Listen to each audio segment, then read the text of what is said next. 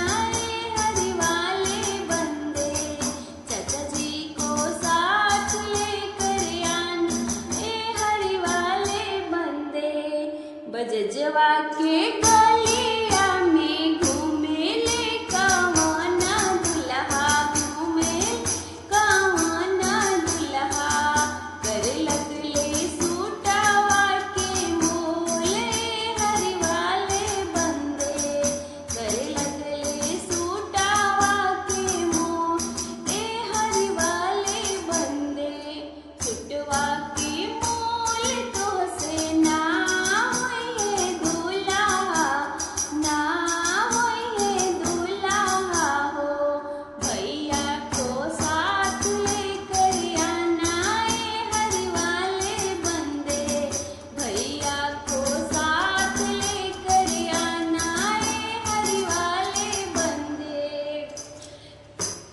कवन गौआ के गलिया में घूमे ले कवन दुल्हा, ले कवन दुल्हा, करे लगले दुल्हन के मोले हरिवाले बंदे, करे लगले दुल्हन के मोले हरिवाले बंदे, दुल्हन के मोल तो हसे